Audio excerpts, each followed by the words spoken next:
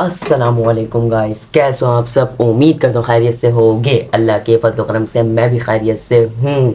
تو یار آج کا میری ویڈیو کا ٹاپک ہے حضرت محمد صلی اللہ علیہ وسلم کی ہجرت کا واقعہ، کہ حضور اکرم صلی اللہ علیہ وسلم نے مکہ ٹو مدینہ کیسے مائیگریٹ کرا، کتنی مشکلات آئیں اور کتنے اسٹرگل فیس کرے، وہ سب آپ کو آج میں اس والی ویڈیو میں پورا کا پورا آپ کو ڈیفائن کروں گا۔ تو ویڈیو کو پورا دیکھیے گا، اینڈ تک دیکھیے گا، ویڈیو کو آپ اسکپ نہیں کریے گا، کیونکہ یہ آپ کی نالج کے لیے ہی ہے۔ اس سے آپ کی نالج بھی بڑھے گی اور آپ کو ایک اچھا سا انٹرسٹنگ واقعہ بھی آپ کو سننے کو ملے گا۔ تو ویڈیو کو سٹارٹ کرتے ہیں۔ Welcome back to my YouTube channel. تو بیسکلی آج کا ٹاپک تو یہ ہے کہ حضرت محمد صلی اللہ علیہ وسلم نے مکہ ٹو مدینہ مائیگریٹ کیسے کیا، یعنی مکہ سے لے کر مدینہ ہجرت کیوں کری، کیسے کری، کس لیے کری اور کس کے ساتھ کری۔ تو واقعہ سٹارٹ کرتے ہیں۔ ہمارے حضرت محمد صلی اللہ علیہ وسلم کو مکہ میں اتنی ڈیفیکلٹی فیس کرنی پڑتی تھی کہ اصل میں وہ اتنے پریشان یہ ہے کہ حضور اکرم صلی اللہ علیہ وسلم کی عادت تھی کہ برائی کے بدلے برائی نہ کرتے تھے، بلکہ درگزر کر دیتے، یعنی معاف فرما دیا کرتے تھے۔ جیسے اب عام طور پر لوگ اگر ایک بندہ دوسرے بندے کو گالی دے رہا ہے تو وہ سامنے سے اس کو گالی دے گا، یہ نہیں۔ اب سمجھو حضرت محمد صلی اللہ علیہ وسلم کو کوئی بندہ کوئی برا الفاظ بولتا تھا نا، تو حضرت محمد صلی اللہ علیہ وسلم صبر کرتے تھے اور چپ کریا کرتے تھے اور وہیں پہ ہی معاف فرما دیا کرتے تھے۔ یہ نہیں کہ اپنے دل پہ وہ رکھتے تھے کہ معاف کروں نہیں کروں، نہیں، معاف فرما دیتے تھے۔ یا تو حضور اکرم صلی اللہ علیہ وسلم کیا کرتے تھے، اللہ تعالیٰ کو بولتے تھے اللہ تعالیٰ یہ معاملہ اب تیرے ذمے ہے کہ اب تو اس معاملے کو تو ہی بہتر سلجھا سکتا ہے، میں نہیں سلجھا سکتا۔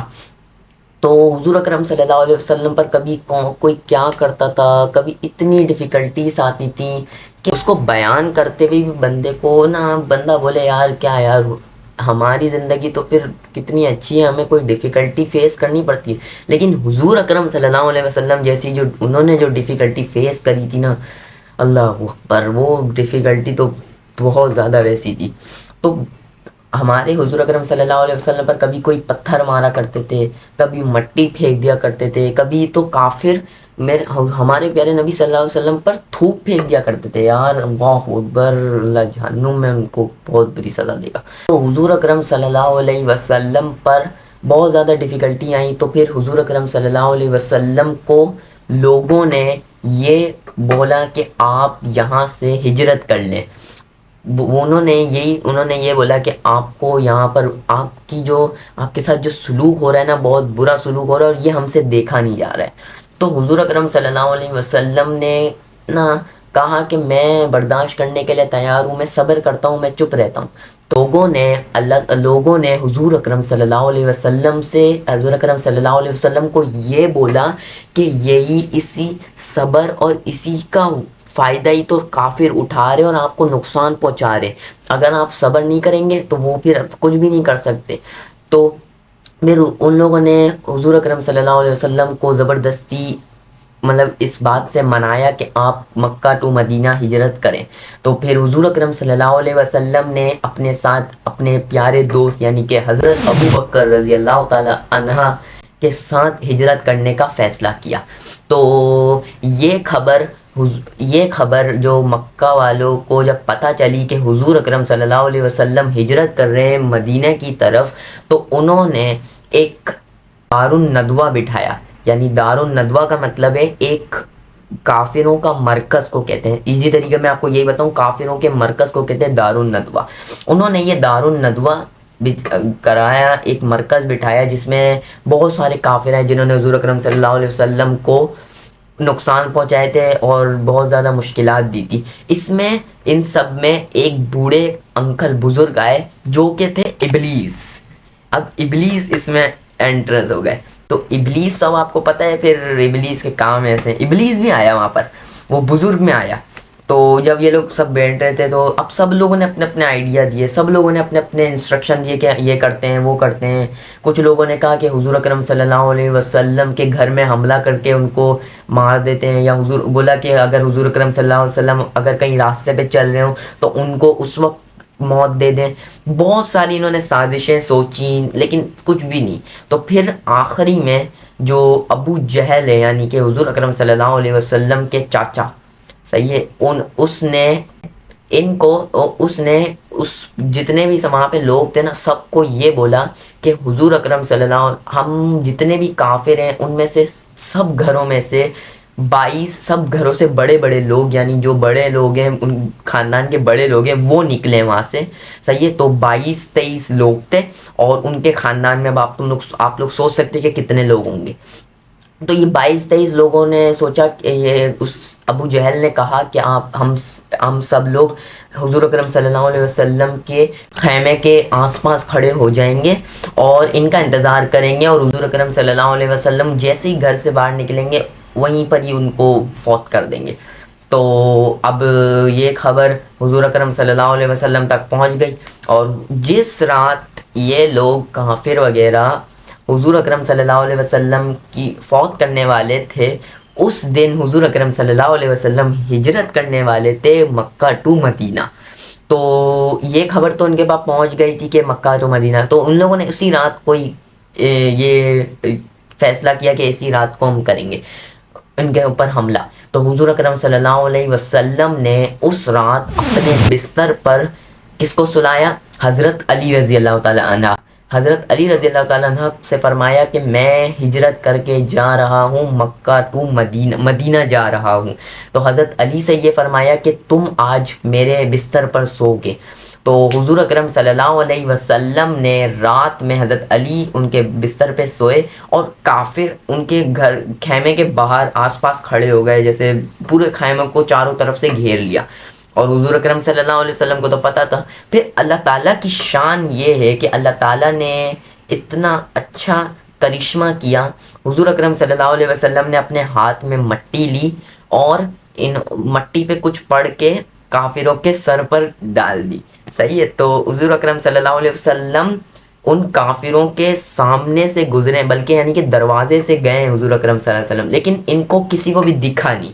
تو حضور اکرم صلی اللہ علیہ وسلم پھر حضرت ابو بکر صدیق کے ساتھ سفر کے لیے یعنی ہجرت کے لیے نکل گئے، یعنی اپنی منزل کے لیے نکل گئے۔ انہوں نے جب صبح ہوئی تو حضور اکرم جب حضرت علی گھر کے باہر آئے تو کافروں نے حضرت علی سے ارشاد فرمایا کہ حضور کہاں ہیں؟ تو حضرت علی نے یہ بولا کہ حضور تو رات میں چلے گئے۔ تو وہاں پر ایک یہودی تھا، اس نے یہ سب واقعہ دیکھا تھا جب حضور اکرم صلی اللہ علیہ وسلم جب ان کے سامنے سے نکلے، تو اس نے کہا کہ ابے بدبختوں، تم لوگ کو کیا پتہ، تم لوگ کے سامنے سے حضور اکرم صلی اللہ علیہ وسلم نکل چکے ہیں، رات میں ہی تمہیں نکل چکے، تمہاری آنکھوں کے سامنے سے نکلے اور تم نے نہیں دیکھا۔ تو حضور بولا کہ تمہارے اوپر یہ مٹی ڈالی، اور تو پھر وہ سر پہ سے دھاڑنے لگے، انہوں نے کہا مٹی تو ہے نہیں، تو وہ مٹی تھی نہیں پھر۔ تو پھر اس کے بعد حضور اکرم صلی اللہ علیہ وسلم پر حملہ کرنے کے لیے یہ لوگ راستے میں نکل گئے، اور یہ لوگ فرنٹ سائڈ سے نہیں اپوزٹ سائڈ سے گئے تاکہ ان کو پکڑ سکیں۔ فرنٹ سائڈ سے جاتے تو ان کو ٹائم لگتا، اور اپوزٹ سائڈ سے گئے تو ان لوگوں نے یہ سوچا کہ وہاں سے ہم جلدی پکڑ سکیں گے۔ تو یہ حضور اکرم صلی اللہ علیہ وسلم اور حضرت ابو بکر صدیق وہاں راستے پہ چلتے چلتے غار حرا کی طرف پہنچے۔ غار حرا میں انہوں نے 3 ڈے کا اسٹے لیا، یعنی 3 دن وہاں رکے تھے۔ تو اب اللہ تعالیٰ کی شان یہاں پہ بھی، اللہ تعالیٰ کا کرشمہ، مکڑی جو ہوتی ہے نا، مکڑی نے غار حرا کے فرنٹ ڈور پر جالا بچھا دیا، اور کبوتر نے اس غار حرا کے دروازے کے اوپر ایک پتھر بنا ہوا تھا، اس پہ کبوتر نے انڈے دے دیے، صحیح ہے۔ تو کافر جب اس غار حرا کی طرف پہنچے تو انہوں نے دیکھا کہ یہاں تو مکڑی کا جالا بنا ہوا ہے اور کبوتر نے انڈے دیے ہوئے، تو وہ لوگ سمجھے کہ حضور اکرم صلی اللہ علیہ وسلم یہاں پر ہے ہی نہیں۔ تو وہ لوگ کو جب پتہ چلا کہ یہ لوگ یہی سوچ رہے تھے کہ حضور اکرم صلی اللہ علیہ وسلم تو یہاں ہے ہی نہیں، کیونکہ یہاں تو یہ سب ہوا ہے۔ تو یہ لوگ پورے مکہ شہر کے ہر ایک جگہ پر حضور اکرم صلی اللہ علیہ وسلم کو تلاش کرنے لگے. تو یہ تلاش کرتے کرتے ان کو 2 دن ہو گئے.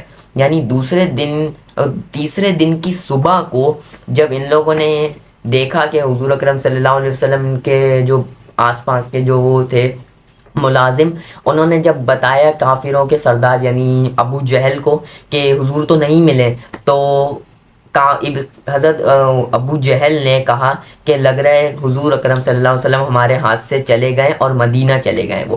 لیکن حضور اکرم صلی اللہ علیہ وسلم کا ایک دن ابھی بھی اس غار حرا میں باقی تھا. اب جو حضرت ابو بکر اب غار حرا میں کیا کھاتے پیتے، تو حضور اکرم صلی اللہ علیہ وسلم نے حضرت ابو بکر سے فرمایا کہ اللہ کی رحمت اور اللہ کی نعمت سے مایوس مت ہو، وہ ہمارے ساتھ ہے. تو حضرت ابو بکر صدیق کے کتنے جاننے والے تھے، ایک تھے عمران، حضرت عمران کے نام سے، وہ حضور اکرم صلی اللہ علیہ وسلم تک اور حضرت ابو بکر صدیق تک غار حرا کے اوپر سے دودھ پہنچاتے تھے. اور ایک دو اور تھے، ایک تھا بکریاں چراتے تھے، ایک صحابہ، وہ حضور اکرم صلی اللہ علیہ وسلم اور ان تک کے کھانا پہنچاتے تھے. اور باقی یہ سب حضرت ابو بکر صدیق کے جاننے والے تھے. تو پھر جب وہ اس غار حرا سے جب آخری وقت آیا، نکلنے کا وقت آیا، تو حضرت ابو بکر صدیق تھوڑے پریشان، تھوڑے وہ تھے، اداس ہوئے تھے کہ ہاں اگر ہم باہر نکلے اور کافروں نے ہمیں پکڑ لیا. تو حضور اکرم صلی اللہ علیہ وسلم نے ارشاد فرمایا کہ اے ابو بکر فکر نہیں کرو، اللہ نے اپنا کرشمہ دکھا دیا. تو حضرت ابو بکر اور حضور اکرم صلی اللہ علیہ وسلم غار حرا کے دروازے سے نکلے باہر، اور اس کے بعد پھر اپنے راستے پہ چلے. جب تھوڑا سا اور اب راستے پہ چل رہے تھے اب مدینہ میں ایک پہاڑ ہے، بہت بڑا پہاڑ ہے، صحیح ہے. اس پہاڑ پر مدینے کے جتنے بھی لوگ تھے، جب ان کو پتہ چلا کہ حضور اکرم صلی اللہ علیہ وسلم آ رہے ہیں، تو وہ 3 دن جب حضور اکرم صلی اللہ علیہ وسلم غار حرا میں تھے، تو وہ 3 دن صبح صادق سے لے کر شام تک، سن سیٹ تک کہ وہ وہیں پر رہتے تھے، وہیں حضور کا انتظار کرتے تھے. 3 دن تک وہ وہیں انتظار کرتے تھے، وہ دیکھتے تھے حضور کب آئیں گے. اتنی حضور کے آنے کی اتنی ان کو خوشی تھی کہ کیا بتاؤں میں آپ لوگ کو. تو اب وہاں پر جب حضور اکرم صلی اللہ علیہ وسلم کا جب 5واں دن تھا، جب مدینہ میں انٹر ہوئے، تو جب وہاں کے جو افراد تھے، مدینہ کے جو افراد تھے جو انتظار کر رہے تھے، وہ چلے گئے رات میں. تو رات میں وہاں پر ایک یہودی تھے جو گھوم رہے تھے وہیں پر ہی. وہاں پہ جو یہودی تھا، اس نے اعلان کرا کہ آ گئے حضور اکرم صلی اللہ علیہ وسلم آ گئے. تو وہاں پر جیسے اس رات کو جب حضور اکرم صلی اللہ علیہ وسلم کا اتنا اچھا استقبال کیا انہوں نے، اتنا اچھا انٹری کی انہوں نے، کہ جیسے کیا نام ہے، ان لوگ کے دل میں تھا کہ اب یہ مدینہ شہر آباد ہو جائے گا کہ حضور آ گئے. تو اب آپ خود ہی عالی شان ہے کہ حضور اکرم صلی اللہ علیہ وسلم مدینہ میں آئے. اس کے بعد پھر تو ایک صحابی تھے حضرت انس رضی اللہ تعالیٰ عنہ، وہ فرماتے ہیں کہ مجھے آج بھی یاد ہے وہ دن، میں 10 سال کا تھا جب حضور اکرم صلی اللہ علیہ وسلم مدینہ شہر میں آئے تھے. وہ دن آج تک ہمیں یاد ہے. اس دن جیسا کوئی دن تھا ہی نہیں، کیونکہ اس دن جتنی خوشی تھی نا سب کو کہ کیا بتاؤں.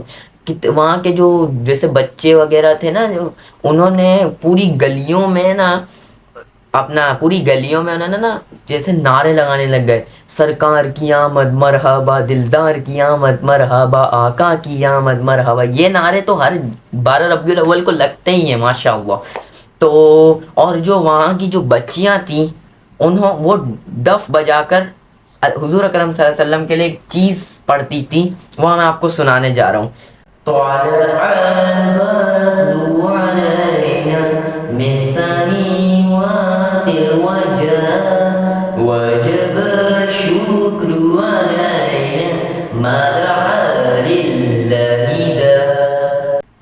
یہ کچھ اشعار ہیں جو حضور اکرم صلی اللہ علیہ وسلم کی آمد میں بچیاں دف بجا کر پڑھتی تھی، گاتی تھی. تو پھر حضور اکرم صلی اللہ علیہ وسلم بھی اتنا خوش ہوئے. تو پھر جب اچھا ایک اور بات یہ ہے کہ جب غار حرا میں جانے سے، غار حرا میں جب نکلے نا حضور اکرم صلی اللہ علیہ وسلم، تو حضور اکرم صلی اللہ علیہ وسلم نے مکہ شہر کی طرف دیکھ کر یہ بولا، اے میرے محبوب شہر، میں تجھے چھوڑنا نہیں چاہتا، لیکن میں اس قوم کی مجبوری کی وجہ سے میں اس شہر کو چھوڑ کے جا رہا ہوں۔ تو اب حضور اکرم صلی اللہ علیہ وسلم کو اتنا اچھا، اتنا پسندیدہ شہر تھا مکہ، کس کا پسندیدہ شہر نہیں ہوگا یار، وہ جگہ، وہ عمارت، مکہ جہاں وہ عمارت ہے، اس عمارت جیسی دنیا میں کوئی عمارت ہے ہی نہیں یار، ایسی عمارت ہے۔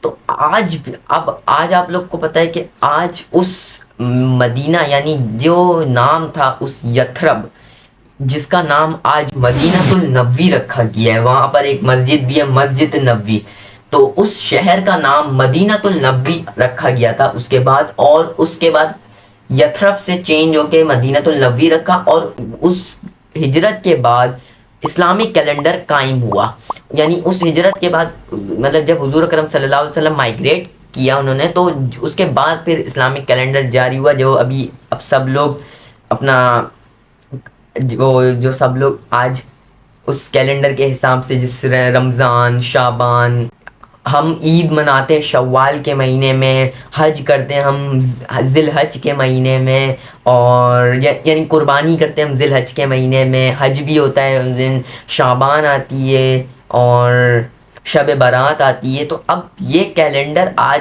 جو قائم ہے وہ اس دن سے قائم ہے جب حضور اکرم صلی اللہ علیہ وسلم ہجرت کر کے، مائگریٹ کر کے مکہ ٹو مدینہ گئے تھے۔ تو میرے بھائیوں اور میرے دوستوں اور میری بہنوں، آج کا ٹاپک میں یہ بیان کرنا چاہتا تھا کہ میں، آپ لوگ نے کتنے سٹوریاں سنی ہوں گی، آپ نے کتنے، یہ والا واقعہ جو میں نے آپ کو آج سنایا ہے، یہ واقعہ بھی آپ نے کہیں نہ کہیں سنا ہوگا، ویڈیو بہت ہیں، یوٹیوب پر ویڈیوز ہیں۔ میرا مقصد یہ ہے کہ میں آپ کو، جتنے میرے سبسکرائبر ہیں، میں چاہ رہا ہوں کہ یہ ویڈیو میرے جتنے بھی سبسکرائبر ہیں نا، سب کے پاس یہ ویڈیو پہنچے اور سب کے سب اس کو دیکھیں۔ یار میری یہ خواہش ہے کہ میں اب یہ ایک طرح سے نا، میں تبلیغ کر رہا ہوں آپ لوگ کو، جیسے اب تبلیغ کے بھی اتنے ہیں، تو انشاءاللہ اگر موقع ملے گا، آپ کومنٹ سیکشن میں بتائیں گے تو انشاءاللہ عز و جل ایک تبلیغ کا بھی پورا کا پورا بیان آپ کو سنائیں گے، اور آپ کو آپ کی نالج بڑھانے کے لیے آپ کو سنائیں گے۔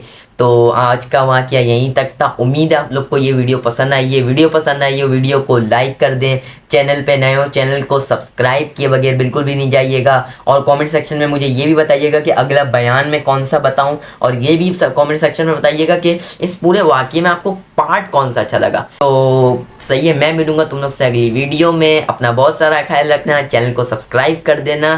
السلام علیکم۔